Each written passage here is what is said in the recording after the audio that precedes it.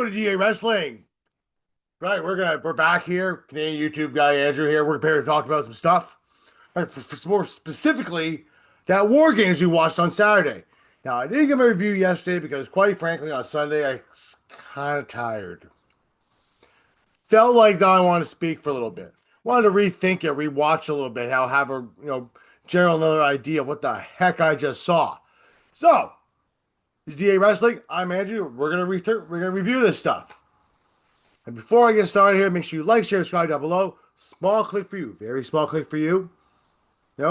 Remember, big click for us though. We appreciate it very much. We thank you very much, sir, for all you guys out there who watch out there in TV, YouTube land. We appreciate it. Also, always remember too, you are unstoppable, but can also be unstable. Anyway, let's get on this. So, we're going to start off first with the women's War Games match. I thought it was a very good match. Actually, I thought it was probably the better match of the card. For the most part, I thought it was very, very good. I liked how they started everything, though, too. I didn't like the whole thing of the cage, like tradition, all that stuff to the sense, I guess, right? But it was, I like it's kind of like the whole different too. It feel like more like the Royal Rumble. It started off with Charlotte Flair and Asuka. Let's see that one really coming. Kind of figured they would probably go that. Look at in the the predictions video. I thought it would be like Asuka and Io give them a good 5-10 minutes together. No, no, we didn't do that. No, decided not to do that. You got to give Charlotte versus Asuka again because we didn't see that on Saturday, on Sunday, on Friday night on SmackDown. So we got to do that again. It's good to constantly redo things. Helps. Doesn't sink in always the first time. But then we moved on, right? And to be honest with you, right? They had the faces have the advantage. And normally, no, there is no normally about this. It's honestly it's crap when the faces have the advantage, right? It's always better when the heels have the advantage because that way they can beat up on the good guy for a while and all that stuff. It's good because like when Lash Legend came out at the end there, because she was the last person to come in, figure that one out. I mean, I figured it would probably be Becky Lynch or something, but no. Becky and AJ Lee are both in the middle there, but they brought Lash Legend out. Whoever is kind of just like, if you don't watch NXT, you're kind of like, who the heck is this? Tall, very beautiful woman, right? I mean, I've watched her in NXT for quite a while. She's quite good, actually. She's out there, right? But then they get in to start the War Games match. She's kind of standing there like, she's looking like she's dancing around her. Everybody's like staring at her. Like, it's almost like she tooted. And nobody would come near her. But she did have a good show, though. She did have a good show. She had a good showing, I felt, there, too. Like, until Asuka blew some mist. And, it hit her. But I don't think it really did. Then just moved to the finish. Where Becky Lynch ended up getting tapping out by AJ Lee. By the Black Widow. Good for her. Now, I'm okay with this win. I called this win. I said this win was going to happen. It's fine. I'm good with it. Right? Pretty sure I said AJ Lee was going to probably pin Becky Lynch. I didn't really see the submission coming, but hey, you know what? Hey, I'll take a winner's win. Right? All in all, I thought it was a really good match there. Io did her usual put out garbage can on herself. Pretend she's Oscar the Grouch. She jumped off a cliff. Good for her. Happens all the time. It's never get old. It's always fun. That girl's insane. Likes to do this. She likes to always point around herself like this. Put herself in her head. Good for you. All right. Moving on, though. The next match on the card. It was John Cena. His last PLE in San Diego against Don Mysterio. Now, I took John Cena to win. Because I figured, you know what? Hey, it makes a lot of sense if you have John Cena go up with the IC title still, and whoever beats John Cena in his last match on Saturday minutes becomes the new IC champion, thus moving forward. Well, that didn't happen. Not in the slightest. Right? They end up having a point match where Cena was dominating for a little bit, and all of a sudden they do a move that was very similar to what Penta did on Monday night, where Dom slammed his shoulder in there, and everybody thought he'd actually dislocated his shoulder. It's a very good sell job. And then John Cena's in the ring, all Dom's being attended to, and then Raquel Rodriguez, Tejana bombs him. Roxanne Perez pop rocks him. He runs back in, 619s, frog splash, nothing. Because the referee wouldn't count. The referee figured all this was going on because he figured, oh, well, I got play out rule, plus screw that. Kicked them both out. Right? John Cena didn't know that. Right? It's very, very back and forth. But John Cena hit a couple FUs, or should I say attitude adjustments, right? Which led to eventually Liv Morgan coming back. The return of Liv Morgan. We got that cute piece of ace come back. Good for her. I'm happy for her. She looked good, by the way. Good from her injury. Comes back, slaps Donna Ciampa, thinking, oh my God, it's happened, right? They totally, she didn't like the whole fact that Roxanne Perez was kind of hitting on Tom, trying to tug on his Johnson over there. But no, no, no, no. And she looked at John Cena after she slapped him with a smile on her face and said, oh, I so want you look. And jumps on him, smiling, hugging, then all of a sudden the camera pans on her and hurries from smiling to, ooh. Gets down, kicks him in the gonads, right? Donna Ciampa gets up, hits him with a 619, then does a lovely frog splash. 1, 2, 3. Donna Ciampa walks out of San Diego, his hometown, as the new IC champion again, with Liv Morgan in hand. Now, a lot of people out there are sitting there saying, that was kind of did John Cena dirty. Now, this is where I'm going to tell you guys something. Did they? No.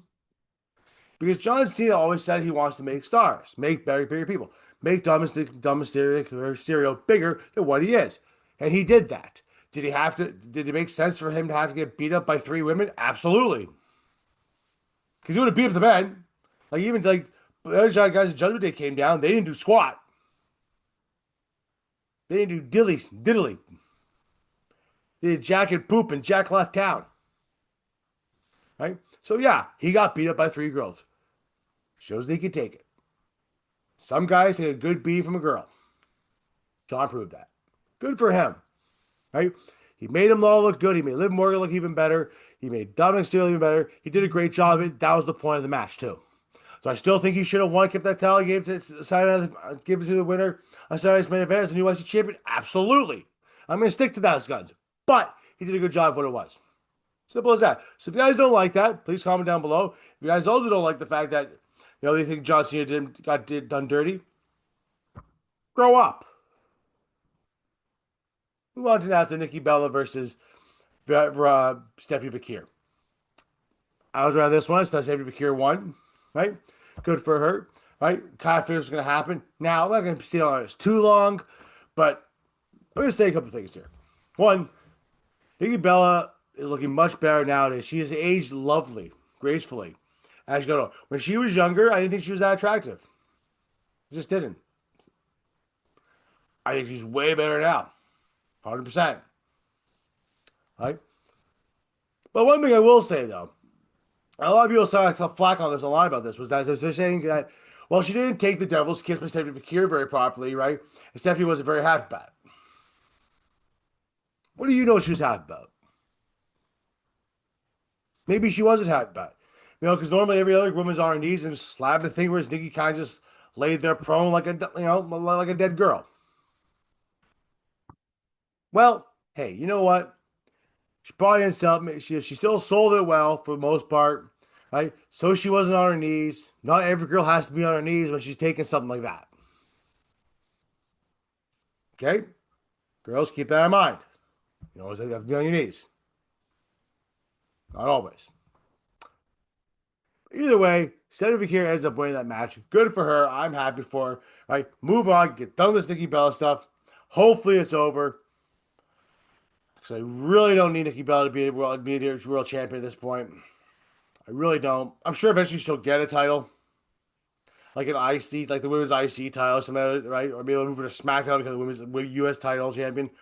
She'll win one of those things at some point. I feel just keep her away from the main title picture for now. Let 70 care build and build and build and give some new blood to it.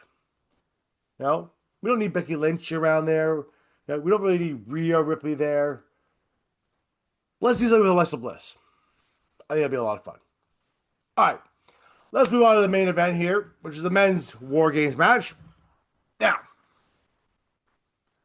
it started off, okay.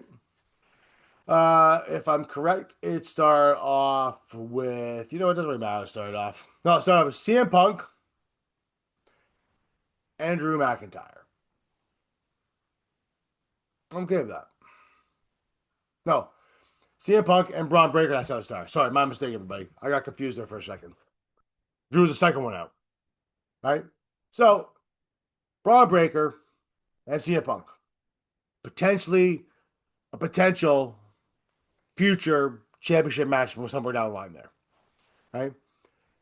Brock ends up coming out last, cleans everybody else out. Roman comes out last. Now, I know you guys are saying, I go, probably they're going, you just missed a couple people.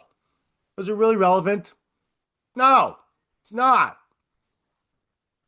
People only cared about Roman Reigns, Brock Lesnar, and Punk, and then Cody came in third. Cool with that? Sorry, fourth. Apologies. Right? The heels had the advantage this time. Like it should have been the women's. Cody isn't coming out. He actually gets in by climbing over the cage and diving in. So he commits suicide off the bat. Good for him. Right? So Brock ends up coming down, because I get back to Brock now. Brock comes all the way down. He clears house. And all of a sudden, you hear the tribal chief music come on, and he all of a sudden just decides he perks up like a 5-year-old at Christmas, going, "Hello." Goes out there, and they're talking the whole time that the whole time during both War Games matches that if he steps out of the ring, right, if he leaves the cage, the match is over. But then they start saying, "Well, Brock found a loophole. As long as the bell didn't go off, it's fine." Why the hell are you talking about everything else beforehand, man? The hell. So, obviously, before even Roman even gets close to the ring, Brock's out there and meets him like his long lost dad, and they start going at it. Eventually, Brock puts him through a table. Good for him, right? Eventually, they do get in the ring, right? And War Games officially begins. They brawl. Everybody brawls for a while. They always do, right? Eventually, CM Punk is left alone. Everyone else is down, right? And he GTS's, I think it was Braun Breaker. Yes. Then all of a sudden, this figure starts climbing up, all covered in black, and jumps down, sidekicks CM Punk, and stomps him. Now, immediately, everybody starts thinking that's Seth Rollins. And all of a sudden, everybody's like, oh, it's Seth. Seth is here, right? It's back. Then it comes out later on that it's Austin Theory, who's really supposed to apparently be in this match. Well, if it's Austin Theory, great. Unless they really do something with Austin Theory, I don't really could give two hoots of hell about Austin Theory. If it was Seth, that's even more fun, but it also still makes no sense because Seth apparently they really emphasized that Seth had surgery. They really emphasized it. So, soon to find out on Raw on who it might be. Right? A lot of people seem to think it was Austin Theory. We'll find out probably eventually who the heck it was. Now, that being said, Braun Breaker pins CM Punk. Now he also wants a title match now, which makes a lot of sense. We're going to fast track this stuff to probably, I guess, day one in Raw, first Raw of the year. Or something like that. We'll find out. Right? At the end, though, heels end up winning. That was the right move. Right people who should have won. I went 3 for 4 on the whole thing. Right? Not bad. Pretty decent. Right? They all end up winning. Good for the heels. I'm glad they won. The right people won. Right at the end of the match, though, Cody and Roman has had a standoff, saying this is the last time we're going to tag together. Cody's like, yep, This is probably the makings of the Cody heel turn, which we did predict at the beginning of the year that Cody Rhodes is going to be turning heel at the end of this year. Now, hopefully, it does happen at the end of the year. I hope so. If not, it might even happen at the Rumble. But either way, heel Cody versus Roman at WrestleMania, which is kind of the match they might be going for. So Cody Roman 3, it only works if Cody's a heel this time. Okay? If you don't like that, comment down below. Right? Also, pull up your pants. Anyway, you guys there? Thank you for watching. It's a good episode of War Games review. I thought War Games was decent for what it was. I liked it. I'm not really one of those people that get really upset and pissy about pay-per-views. I enjoy them for the entertainment factor. I enjoy watching wrestling. I'm happy with it. I'm not going to sit there and piss and moan about absolutely everything, but there are some pissing and moaning times that have to go on. Anyway, guys, thanks for watching. Make sure you like, share, subscribe down below. Right? Follow us on Podbean for the audio version. Right? Follow us as well as Spotify for the audio version. DA Wrestling on X. DA Sports. Eventually, I'll put something else on there on TikTok again. Probably another short. Right? Have a good one. I'm Andrew. Enjoy yourself. Enjoy Raw. Talk to you guys soon. Have a good one. It was a wonderful day. Bye-bye.